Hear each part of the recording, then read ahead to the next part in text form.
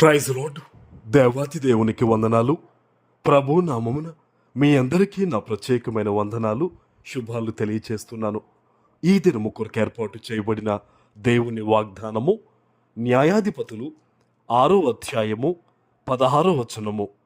నేను నీకు తోడయుందును గనుక ఒకే మనుష్యుణ్ణి హతము చేసినట్లు మిద్యానీయులను నీవు హతము చేయుదు అని సెలవిచ్చెను.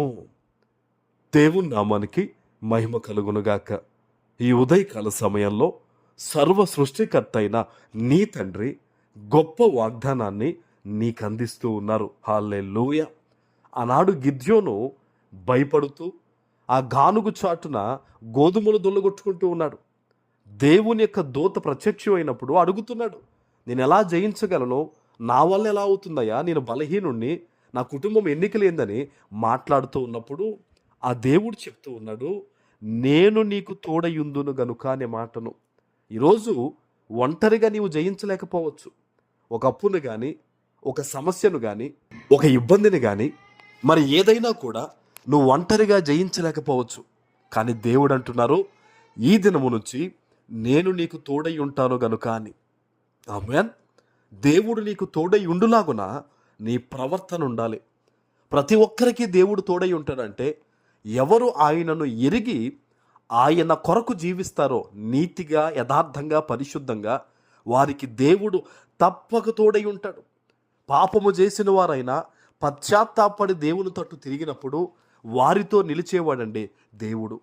మన గురించి అన్నీ తెలిసి మనల్ని ప్రేమించిన వాడు యేసయ్య. ఈరోజు నీ జీవితంలో అనేకమైన ఆటుపోట్లు ఉండొచ్చు. తెల్లవారితే అనేక రకాల ఇబ్బందులు, ఫోన్ కాల్స్, రకరకాలుగా ఉండొచ్చు నీ జీవితం. వాటన్నిటినీ జయించాలంటే నీతో దేవుడు నిలవాలి.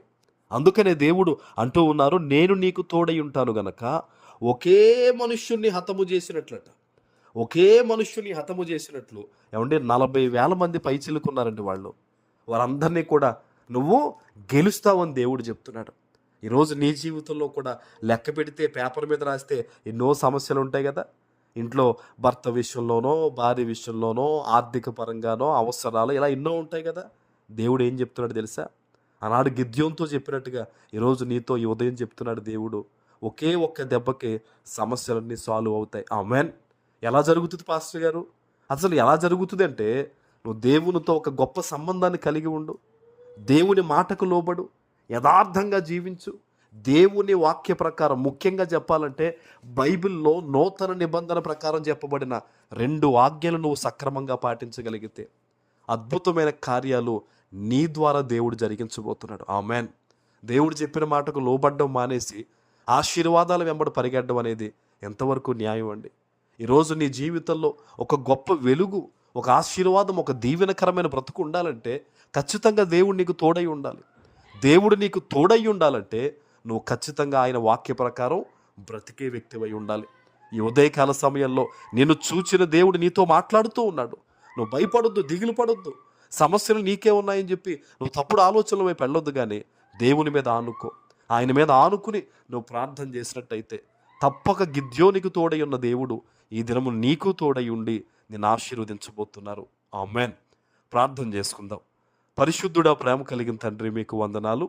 ఈ ఉదయకాల సమయంలో మీరిచ్చిన ఈ గొప్ప వాగ్దానము ప్రతి బిడ్డ జీవితంలో నెరవేర్చి స్థిరపరచమని యేసు నామమును ప్రార్థిస్తున్నాను తండ్రి. ఆమేన్.